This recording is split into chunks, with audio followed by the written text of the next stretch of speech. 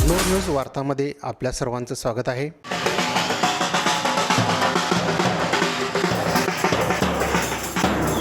कबनूर ग्रामपंचायतीच्या वतीने 80वा स्वातंत्र्य दिन साजरा करण्यात आला।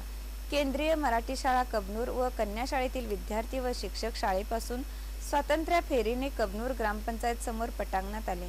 सुरुवातीला सामूहिक वंदे मातरम गायन करण्यात आले। उपसरपंच सुधीर लिगाडे यांच्या हस्ते ध्वजस्तंभाचे व ध्वजाचे पूजन करण्यात आले।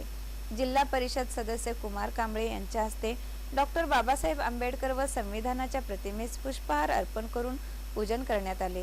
सरपंच सुलोचना कट्टी यांच्या हस्ते ध्वजारोहण करण्यात आले।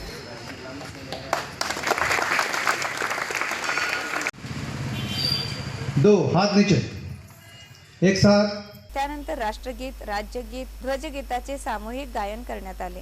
सरपंच सौ सुलोचना कट्टी यांनी संविधानाचे वाचन केले। स्वातंत्र्य सेनानींच्या स्मृतिशिळेस ग्रामपंचायत अधिकारी संजय बर्डे व सुधीर लिगाडे यांच्या हस्ते पुष्पहार अर्पण करण्यात आला। यावेळी माजी सरपंच मधुकर मनेरे, मंडलाधिकारी राजेंद्र बावणे, तलाठी किशोर पाटील, बबन केटकाळे, सुधीर पाटील, अशोक पाटील, जयकुमार काडाप्पा, जंबा पाटील, दत्ता शिंदे, रियाज चिकोडे, महावीर लिगाडे, अल्ताफ मुजावर, काकासो लांडगे, बाबासो कोकणे, राहुल कांबळे, कबनूर केंद्र शाळेचे मुख्याध्यापक, शिक्षक शिक्षिका, ग्रामपंचायतचे सर्व कर्मचारी, अंगणवाडी सेविका व ग्रामस्थ मोठ्या संख्येने उपस्थित होते। बोलो भारत माता की। राज्यगीत के